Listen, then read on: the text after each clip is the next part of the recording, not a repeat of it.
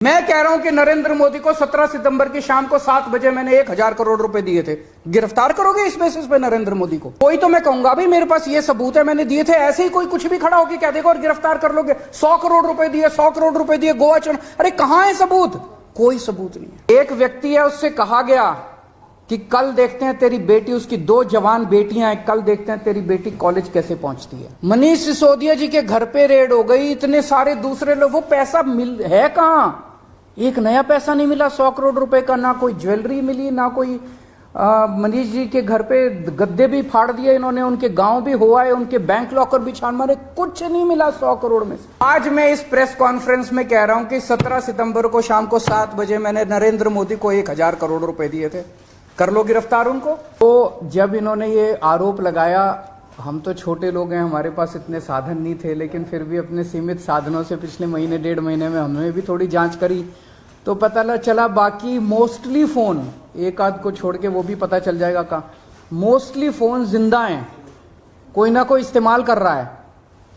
और उन फोन को कोई वॉलंटियर के पास है, कोई कहीं है, कोई कहीं है, कोई ना कोई इस्तेमाल कर रहा है। वो मनीष जी के फोन नहीं है, वो कोई ना कोई इस्तेमाल कर रहा है, वो फोन जिंदा हैं।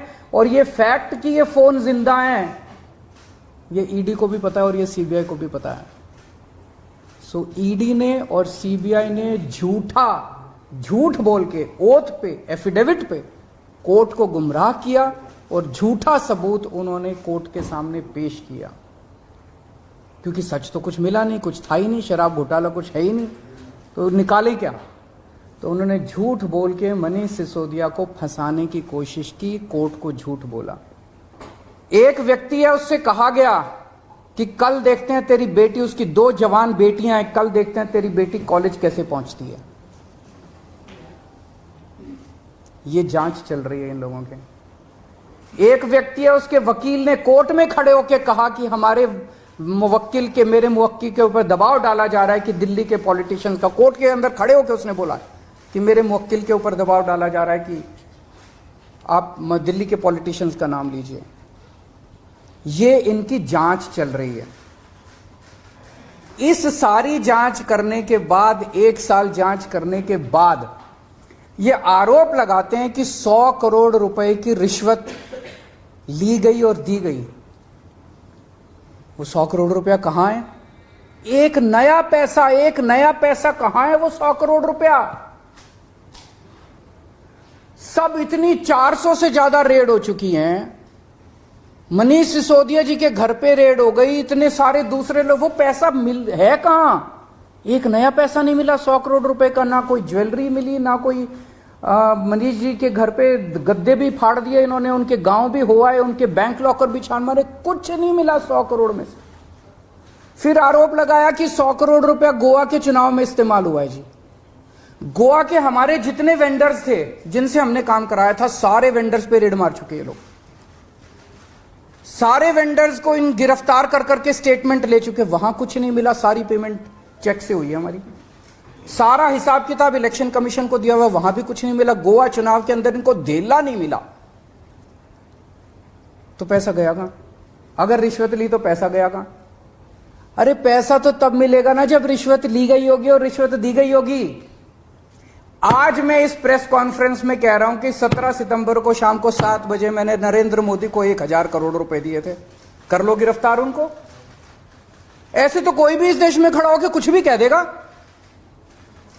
मैं कह रहा हूं कि नरेंद्र मोदी को 17 सितंबर की शाम को 7 बजे मैंने 1,000 करोड़ रुपए दिए थे, गिरफ्तार करोगे इस बेसिस पे नरेंद्र मोदी को? भाई मेरे पास कुछ सबूत तो हो कहने का। कोई तो मैं कहूंगा भाई मेरे पास ये सबूत है मैंने दिए थे, ऐसे ही कोई कुछ भी खड़ा होकर कह देगा और गिरफ्तार कर लोगे। 100 करोड़ रुपए दिए, 100 करोड़ रुपए दिए गोवा चुनाव, अरे कहां है सबूत? कोई सबूत नहीं है।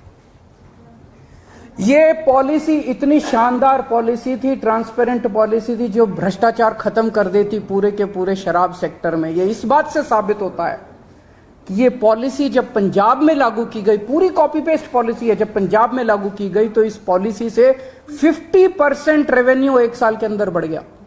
50% रेवेन्यू दिल्ली के अंदर इन्होंने लागू नहीं की, करने दी, पंजाब के अंदर इनकी चली नहीं, क्योंकि पंजाब एक फुल स्टेट है। तो मैं मोदी जी को कहना चाहता हूं, मोदी जी अगर केजरीवाल भ्रष्टाचारी है तो फिर इस दुनिया के अंदर कोई ईमानदार नहीं है।